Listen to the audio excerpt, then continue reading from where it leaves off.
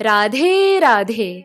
मेरा नाम है निकिता शर्मा और इस नई वीडियो के साथ मैं आप सभी का स्वागत करती हूँ। आज हम बात करेंगे चौसर और मामा शकुनी के षड्यंत्र के बारे में कि किस प्रकार उन्होंने पांडवों को ने जाल में फंसाकर उनका सारा राज्य हथिया लिया। एक दिन युधिष्ठिर ने अपने भाइयों से कहा कि हम सभी को मिलकर रहना चाहिए और युद्ध की संभावना को ही समाप्त कर देना चाहिए। अब से मैं दुर्योधन और दूसरे कौरवों की बात को भी नहीं टालूंगा। युधिष्ठिर की ये बातें सभी भाइयों को उचित प्रतीत हुई। राजसूय यज्ञ का शानदार समापन तथा राजभवन का सौंदर्य देखकर दुर्योधन चकित था। उसे इससे ईर्ष्या भी हो रही थी। वह एक दिन चिंतित एवं उदास खड़ा था और उसकी बगल में उसका मामा शकुनी आ खड़ा हुआ। शकुनी ने पूछा, बेटा तुम उदास क्यों खड़े हो? तुम्हें कौन सा दुख सता रहा है? मैं पांडवों का ठाट बाट देखकर अपने जीवन को व्यर्थ सा अनुभव कर रहा हूँ। शकुनी ने उसे दिलासा देते हुए कहा, बेटे तुम इस तरह अपना मन छोटा क्यों करते हो? आखिर पांडव तुम्हारे भाई ही तो हैं। उन्हें उनका अधिकार ही मिला है। पांडवों की शक्ति और सौभाग्य से तुम्हारा क्या बिगड़ता है? तुम्हारे साथ द्रोणाचार्य, भीष्म, कृपाचार्य तथा कर्ण जैसे वीर हैं। उनकी मदद से तुम संसार पर विजय पा सकते हो। यह सुनकर दुर्योधन ने कहा, जब ऐसी बात है तो हम इंद्रप्रस्थ पर चढ़ाई क्यों ना कर दें? शकुनी ने समझाया, युद्ध की बात करना ठीक नहीं है। युद्ध बड़ा खतरनाक काम है।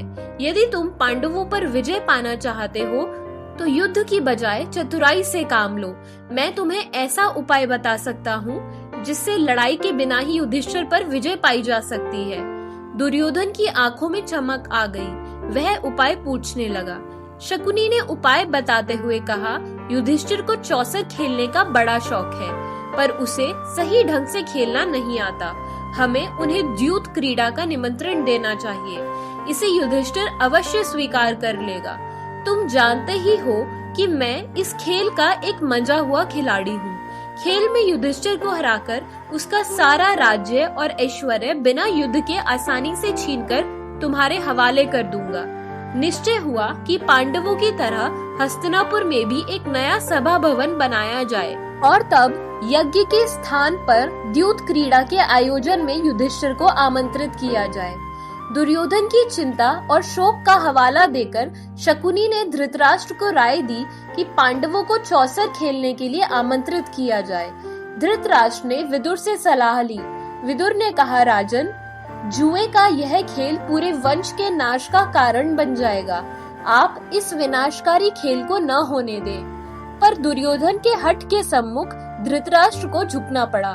दुर्योधन ने तर्क दिया, चौसर के खेल को कोई हमने तो बनाया नहीं है। यह तो हमारे पूर्वजों का ही चलाया हुआ है। नया सभा भवन बनाकर तैयार हो गया। धृतराष्ट्र के आग्रह पर विदुर स्वयं खेल का निमंत्रण देने इंद्रप्रस्थ गए।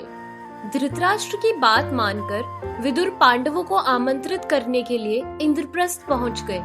महाराज युधिष्ठिर ने उनका उचित आदर सत्कार किया। आसन पर बैठते हुए विदुर ने कहना प्रारंभ किया, हस्तिनापुर में खेल के लिए एक सभा मंडप बनाया गया है। मैं महाराज धृतराष्ट्र की ओर से तुम्हें निमंत्रण देने आया हूँ। तुम सब भाइयों के साथ वहाँ आओ तथा चौसर का खेल भी खेलो। युधिष्ठिर ने उत्तर दिया, चाचा जी, चौसर का खेल तो अच्छा नहीं है। इससे आपस में लड़ाई झगड़े पैदा होते हैं। इस मामले में आपकी सलाह क्या है? विदुर बोले, यह तो सही है कि चौसर का खेल अनर्थ की जड़ होता है। मैंने तो इस खेल को न होने देने का भरसक प्रयास किया था, पर महाराज ने आज्ञा दी है कि मैं तुम्हें इस खेल के लिए न्योता दे आऊं। अब तुम्हारी जो इच्छा हो वह करो। राजवंश की रीति है कि किसी खेल का निमंत्रण मिलने पर उसे अस्वीकार नहीं किया जा सकता। युधिष्ठिर को यह भी डर था कि खेल में न जाने पर धृतराष्ट्र इसे अपना अपमान न समझ ले। महाराज युधिष्ठिर, भीम, अर्जुन, नकुल, सहदेव पांचों भाई यथासमय हस्तिनापुर पहुंच गए। कौरव पांडव परस्पर प्रेम से मिले। दुर्योधन महाराज युधिष्ठिर को अपने नए सभा भवन में ले गया। कुशल समाचार पूछने के बाद शकुनी ने कहा, महाराज युधिष्ठिर, खेल के लिए चौपड़ बिछा दिया गया है, चलिए दो दो हाथ खेल लें। युधिष्ठिर ने कहा, यह खेल ठीक नहीं है, यह जुआ है और जुआ खेलना धोखा देने के समान है। शकुनी बोला, आप क्या कह रहे हैं महाराज, कहीं आपको हार का डर तो नहीं सता रहा? युधिष्ठिर गर्म होकर बोले, मैं खेलने से डरता नहीं, पर मेरे साथ खेलेगा कौन? दुर्योधन तुरंत बोल उठा, मेरी ओर से खेलेंगे मामा शकुनी, जिन्हें दाव पर लगाने के लिए धन द्रव्य मैं दूंगा। युधिष्ठिर ने कहा, ठीक है, कोई बात नहीं, मैं खेलूंगा। अगर आपको हमारी ये महाभारत की श्रृंखला पसंद आ रही है तो हमारे साथ जुड़े रहिए और अपना प्यार देते रहिए। जानिए अगले वीडियो में कि किस प्रकार मामा शकुनी अपने जाल में युधिष्ठिर को फंसाकर उनसे सब कुछ छीन लेते हैं। तो मिलते हैं अगले वीडियो में।